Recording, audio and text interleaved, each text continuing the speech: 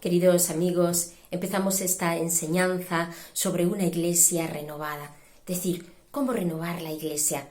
¿La iglesia necesita de renovación? Pues claro, continuamente, constantemente necesita de renovación. En primer lugar, porque necesitamos todos aquellos que pertenecemos a la iglesia una renovación, pero muy especialmente en estos momentos donde nos jugamos el testimonio. Siempre ha sido así, pero más en estos días, en esta situación de alejamiento de Dios tan honda, tan profunda que estamos viviendo en nuestra sociedad y en nuestro mundo. Y además es una situación globalizada. Ya no tenemos una cultura donde se reduzca a un lugar concreto, sino que es algo global. Y aquí la importancia de que renovemos la iglesia y de que pidamos al Espíritu, quiero decir que así sea. Podemos tener una perspectiva y mirar en perspectiva la historia de la iglesia, porque esto nos ayuda y nos enseña también muchas cosas la historia. Vemos como en el momento de Pentecostés allí la fuerza del Espíritu hace que aquellos que estaban en el cenáculo salieran a predicar y lo hicieran con valentía, no de forma cobarde, sino de forma audaz. Tanto que dieron su vida por el Evangelio. Allí tenemos a los apóstoles, a los discípulos, aquellos que recibían la palabra del Señor y que la cogían en su corazón, pero de esta manera fue como iba creciendo la iglesia hasta el martirio, hasta la entrega del martirio. Entonces tenían esa tensión interior, tenían ese fervor, que luego, cuando a partir del 380 va haciéndose, se hace la iglesia y la religión cristiana ya oficial, pues parece que no hay esa tensión espiritual tan fuerte que existía en los primeros siglos durante la etapa de las persecuciones. Así, almas que tenían mucho deseo de entregarse a Dios, lo que hacen es la vida monacal. Así empieza a surgir, quiero decir, la vida monástica. Primero la vida eremítica, luego la vida cenobítica y empieza así los monasterios, donde eran focos de cultura, pero sobre todo también los lugares donde la iglesia se iba renovando, porque ahí estaba la fuerza del Espíritu. Y bueno, las órdenes tuvieron que ir renovándose continua y constantemente, teniendo diversas reformas para que pudieran sobrevivir, y no solamente sobrevivir, sino ser testimonio, hasta que tenemos los santos. Los santos que el Espíritu Santo va suscitando a lo largo de la historia para su iglesia. Ellos son los que realmente van renovando esa iglesia. ¿Por qué? Porque se abren al Espíritu y son fieles a las mociones que el Espíritu Santo les quiera dar, les quiera conceder. A lo largo de esa historia tenemos, por ejemplo, también el siglo XVI, como a pesar de la reforma evangélica protestante, ahí tenemos grandes santos como Santa Teresa y San Juan de la Cruz. Podemos tener esta perspectiva del siglo XVII, del siglo XVIII, donde siguen surgiendo órdenes religiosas que renuevan la iglesia. Y sin embargo, y a pesar de todo esto, en cada siglo según sus circunstancias, pero nos damos cuenta que se habían olvidado los carismas. El Espíritu Santo estaba ahí, por supuesto, porque si no la iglesia no podía seguir manteniéndose. Está ahí gracias a la fuerza que viene de lo alto, a la fuerza del Espíritu. No cabe duda. Sin embargo, vemos que se han olvidado los carismas en todas estas etapas, desde ya la época y la etapa primera de los hechos de los apóstoles y cómo estos hombres y mujeres fueron dando la vida, como hemos visto, y cómo el Espíritu Santo iba suscitando estos carismas, y así la evangelización se iba realizando con fuerza. En el Concilio Vaticano II, una gracia grande del Señor para la Iglesia, después del concilio. El concilio por lo que supone de renovación litúrgica, renovación de la vida de la Iglesia. Al fin y al cabo, renovación también de los estudios bíblicos, acogida de tantas cosas, apertura de la iglesia, fue una verdadera revolución que todavía como iglesia estamos asentando, asumiendo y posibilitando toda la gracia que allí hubo contenida, a pesar del tiempo que ya ha pasado desde la finalización del concilio. Y como sabemos, fue al final del concilio, en 1967, un poquito posterior al concilio, a la terminación, cuando surge renovación carismática. viendo a esos hermanos evangélicos cómo vivían con fuerza el Espíritu Santo, cómo se dejaban mover por el Espíritu Santo y cómo así surgían los carismas, fluían los carismas. Así también en la Iglesia católica, empezamos a acoger la fuerza de los carismas que renuevan esa presencia del reino de Dios una y otra vez. Queridos amigos, qué importante es, por lo tanto, la efusión en el Espíritu. Y no solamente para los que estamos en renovación carismática, para todos los cristianos. Todos los cristianos deberían de recibir esta renovación en el Espíritu, esta efusión en el Espíritu y acoger los carismas según la libertad del Espíritu Santo y según como el Espíritu quiera concederlos a cada uno. Aunque no estén en renovación carismática, no vayan a estarlo, pero renueva toda su vida cristiana por esta fuerza, por este poder que viene de lo alto. ¿Quiénes son los que se tienen que renovar? Pues todos nos tenemos que renovar en el Espíritu, es obvio. Los sacerdotes y la jerarquía eclesiástica, que tanta importancia tienen, claro está, por su ministerio para la renovación de la Iglesia. ¿Qué les pasa muchas veces? Pues que se encuentran muy presionados por la sociedad, se encuentran a veces desanimados, desalentados, como cualquier persona humana, pero además ellos han sido elegidos por el Señor y han sido sellados con este ministerio tan hermoso del sacerdocio. Necesitan una profunda renovación también en el espíritu, porque esta renovación cambia la mente, cambia nuestro corazón, nos abrimos a esta fuerza grande y eso implica pues que tengan nueva visión para la pastoral, establezcan de una nueva manera las relaciones con las personas que les rodean y bulla en ellos la gracia de Dios y el resplandor que viene de dejarse hacer por esa gracia sublime del Espíritu Santo. Los laicos, por supuestísimo, necesitamos mucho la renovación en el espíritu, todos, para con fuerza dar testimonio en medio del mundo, pero también para dejarnos mover por el espíritu y aportar en nuestra comunidad eclesial aquello que Él quiera mostrarnos. En las órdenes religiosas también, por supuesto. Cuántas veces muchos religiosos están como apagados, cansados, tienen que volver ahí al origen de ese carisma. Y para nada, lo que es la efusión del espíritu les va a quitar ese carisma o le va a dar otro carisma. No es eso, sino que va a reforzar su vida como religioso, de la orden que sea, del carisma que sea.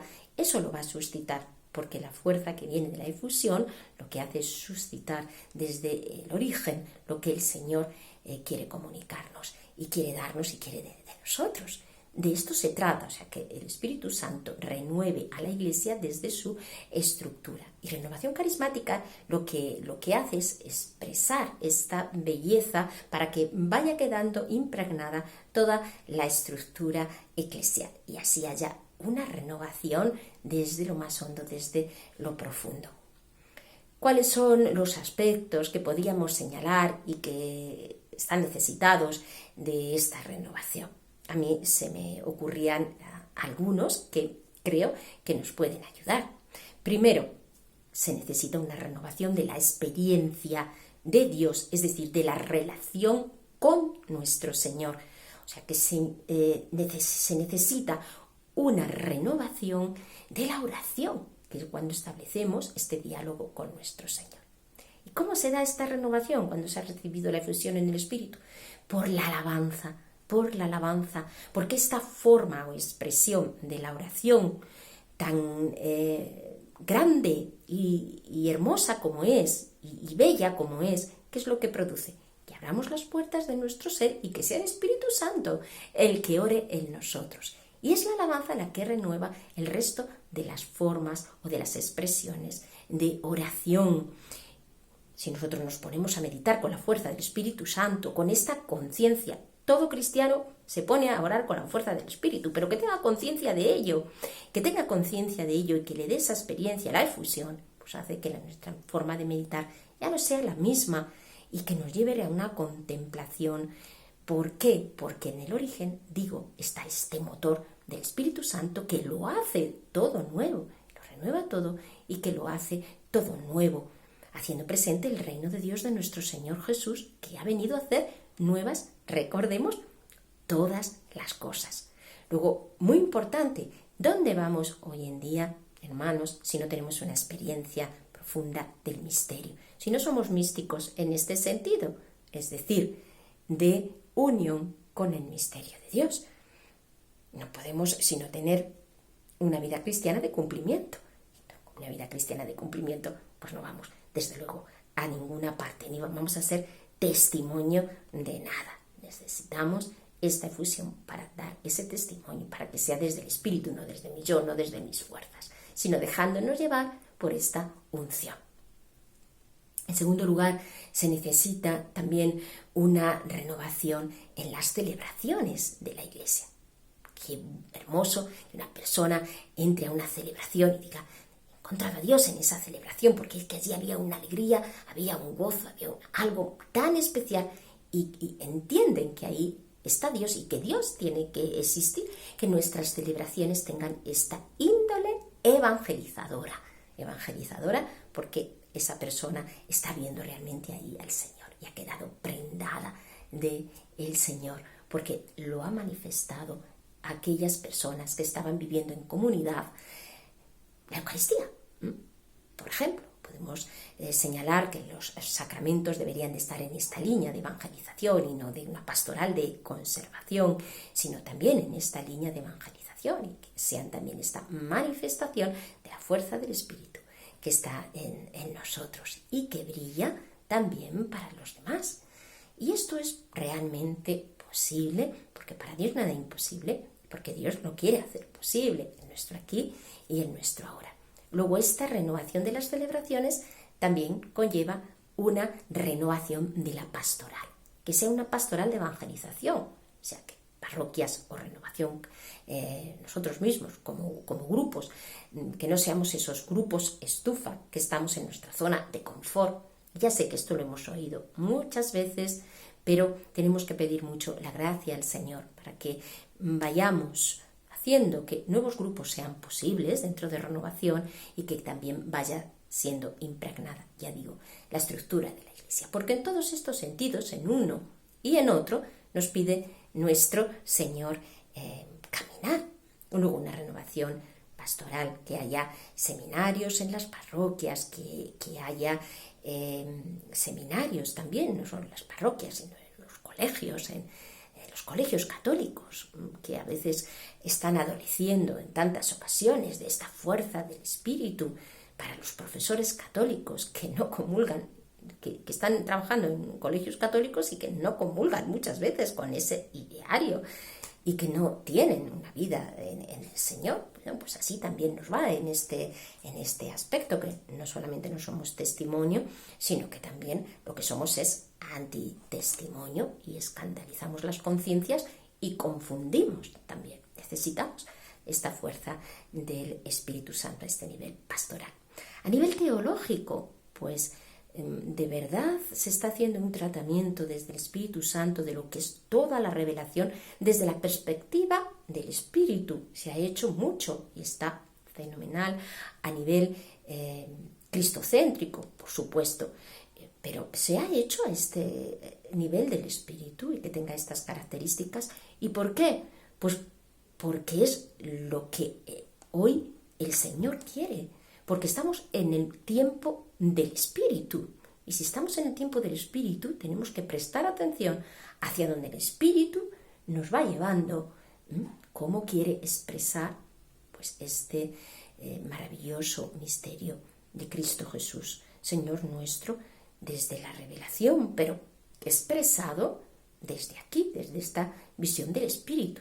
También habríamos de plantearnos una renovación que no consista solo en un estudio, sino en toda una perspectiva totalizadora de los estudios de teología. Antropológico es otro de los aspectos que también necesitan una renovación. ¿Por qué? Pues porque el hombre de hoy no es el hombre de ayer. Siempre es la persona, es la que es como el Señor nos ha concebido, pero quiero decir que las circunstancias hacen que tengamos también unas características diferentes a la hora de acercarnos al hombre de hoy. ¿Cómo es el hombre de hoy? Pues un hombre herido, muy herido, muy herido.